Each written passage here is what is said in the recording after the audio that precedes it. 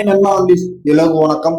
பல்வேறு தடைகளை தாண்டி ஒரு வழியா நாளைக்கு தளபதி விஜய் சிஎம் ஆக போறாரு. காலை 10 மணிக்கு நேரு மைதானத்துல இந்த பதவியேற்பு விழா ஆளுநர் தலைமையில் நடக்கும்போது இன்னைக்கு பார்த்தீங்கன்னா அமைச்சரவை பட்டியலில் வெளியிட்டிருக்காங்க. யாராவது எத்தனை பேர் பதவி கேட்பாங்க, என்னென்ன பதவி நம்ம பார்க்கலாம். விஜய் பார்த்தீங்கன்னா பொது நிர்வாகம், காவல் மற்றும் உள்துறை, செங்கோட்டையன் வந்து பொதுப்பணித்துறை, பொதுச்செயலாளர் ஆனந்த் வந்து பார்த்தீங்கன்னா நகராட்சி நிர்வாகத்துறை, சிடிஆர் நிர்மல்குமார் வந்து மின்சாரத்துறை இந்த மாதிரி பதவியெல்லாம் கொடுத்துருக்காங்க.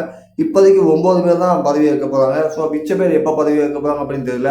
ஸோ நாளைக்கு இந்த விழா நடக்கும்போது அடுத்து பார்த்தீங்கன்னா ஆதவ அர்ஜுனாவுக்கு வந்து விளையாட்டு மற்றும் மதுவிலக்குத்துறை, ராஜ்மோகன் பார்த்தீங்கன்னா ஆதி திராவிடர் மற்றும் நலத்துறை, முஸ்தபா சிறுபான்மை நலத்துறை, அருண்ராஜ் 10 பதிவு மற்றும் வணிகத்துறை.